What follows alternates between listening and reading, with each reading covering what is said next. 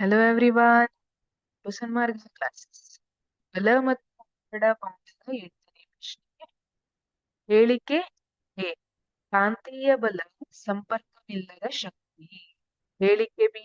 ಸಂಪರ್ಕವಿಲ್ಲದ ಬಲವು ವಸ್ತುಗಳ ನಡುವಿನ ಸಂಪರ್ಕವನ್ನು ಒಳಗೊಂಡಿರುವುದಿಲ್ಲ ಅಂತ ಹೇಳಿದ್ದಾರೆ. ಹೌದಲ್ವಾ? Option A.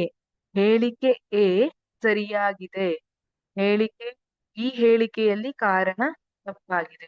ನೋಡಿ, ಕಾಂತೀಯ ಬಲ ಸಂಪರ್ಕವಿಲ್ಲದ ಶಕ್ತಿ. ಈಗ ಎರಡು ಕಾಂತಗಳನ್ನ ಹತ್ರ ತಗೊಬಂದಾಗ ಅವು ಒಂದಕ್ಕೊಂದು ಅಟ್ಯಾಚ್ ಆಗೋದಕ್ಕಿಂತ ಮೊದ್ಲೇ ಆಕರ್ಷಣೆಯನ್ನ ಒಳಗೊಂಡಿರುತ್ತೆ. ಅದೇ ತರ ಈಗ ಎರಡು ಸಜಾತಿಯ ಧ್ರುವಗಳನ್ನ ಹತ್ರ ತರ್ತಾ ಇದ್ದೀವಿ ಅಂದ್ರೆ ಸಂದರ್ಭದಲ್ಲಿ ಅವು ಒಂದಕ್ಕೊಂದು ವಿಕರ್ಷಣೆಗೊಳ್ಳುತ್ತೆ. ಆ ಸಂದರ್ಭದಲ್ಲಿ ಅಲ್ಲಿ ಏನು ಅವುಗಳ ನಡುವೆ ಸಂಪರ್ಕ ಇರೋದೇ ಇಲ್ಲ. ಆದ್ರೂ ಅಲ್ಲೊಂದು ಬಲ ವರ್ತಿಸ್ತಾ ಇರೋದು ನಮ್ಗೆ ಗೊತ್ತಾಗತ್ತೆ ಅಲ್ವಾ? ಹಾಗಾಗಿ ಕಾಂತೀಯ ಬಲ ಸಂಪರ್ಕವಿಲ್ಲದ ಶಕ್ತಿ ಅನ್ನುವಂಥದ್ದು ಸರಿ ಇದೆ. ಸಂಪರ್ಕವಿಲ್ಲದ ಬಲವು ವಸ್ತುಗಳ ನಡುವಿನ ಸಂಪರ್ಕವನ್ನು ಒಳಗೊಂಡಿರುವುದಿಲ್ಲ. ಹೌದು, ಯಾವುದೇ ಸಂಪರ್ಕವಿಲ್ಲದ ಬಲ ಗುರುತ್ವಾಕರ್ಷಣೆ ಇರಬಹುದು. ಈಗ ಬಾಲ್ ಅನ್ನ ಮೇಲ್ ಹಾಕ್ತೀರಿ, ಅದು ಕೆಳಗ್ ಬರುತ್ತೆ. ಅದನ್ನ ಯಾರ್ ಕೆಳಗ್ ಕರ್ಸ್ಕೊಂಡವ್ರು? ಭೂಮಿಯ ಗುರುತ್ವಾಕರ್ಷಣ ಶಕ್ತಿ ಇದೆ ಅಲ್ಲ, ಅದು ಆ ವಸ್ತುವನ್ನ ಬಾಲ್ ಅನ್ನ ಕೆಳಗ್ ಕರ್ಸ್ಕೊಂಡಿದೆ. ಅಲ್ಲಿ ಸಂಪರ್ಕ ಇಲ್ಲ. ಭೂಮಿ ಕಟ್ಟಿ ಬಾಲ್ ಅನ್ನ ಕೆಳಗಿಳ್ಕೊಂಡಿಲ್ಲ. ಆದ್ರೆ ಅದೊಂದು ಸಂಪರ್ಕ ರಹಿತ ಬಲ, ಸಂಪರ್ಕವಿಲ್ಲದ ಬಲ. ಇವು ವಸ್ತುಗಳ ನಡುವಿನ ಸಂಪರ್ಕವನ್ನ ಒಳಗೊಂಡಿರೋದಿಲ್ಲ. ಹಾಗಿದ್ರೆ ಎರಡು ಹೇಳಿಕೆಗಳು ಎ ಮತ್ತು ಬಿ ಎರಡು ಸರಿಯಾಗಿದೆ ಅನ್ನುವಂತಹ ಆಪ್ಷನ್ ಸರಿಯಾದ ಉತ್ತರ ಆಗಿರುತ್ತೆ. ನೋಡೋಣ.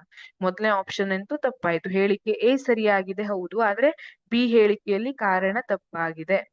ಇದು ತಪ್ಪಾದ ಉತ್ತರ. ಹೇಳಿಕೆ ಎ ತಪ್ಪಾಗಿದೆ, ಬಿ ಹೇಳಿಕೆಯಲ್ಲಿ ಕಾರಣ ಸರಿಯಾಗಿದೆ. ಇಲ್ಲ, ಇದು ತಪ್ಪು. ಯಾಕಂದ್ರೆ ಹೇಳಿಕೆ ಎ ಕೂಡ ಸರಿಯಾಗಿದೆ. ಎರಡು ಹೇಳಿಕೆಗಳು ಸರಿಯಾಗಿವೆ. ಇದು ಸರಿಯಾದ ಉತ್ತರ. ಎರಡೂ ಹೇಳಿಕೆಗಳು ತಪ್ಪಾಗಿವೆ, ತಪ್ಪಾದ ಉತ್ತರ. ಹಾಗಾದ್ರೆ ಸರಿಯಾದ ಹೇಳಿಕೆ ಅಂದ್ರೆ ಯಾವುದು? ಈ ಎರಡೂ ಹೇಳಿಕೆಗಳು ಸರಿಯಾಗಿವೆ. ಇದು ಸರಿಯಾದ ಆಯ್ಕೆ ಆಗಿರುತ್ತೆ. ಎರಡು ಅಯಸ್ಕಾಂತಗಳು ಉಂಟಾಗ್ತಾ ಇರುವಂತದ್ದು. ಇದು ಸಂಪರ್ಕ ಇಲ್ಲದ ಬಲ, ಸಂಪರ್ಕ ರಹಿತ ಬಲ.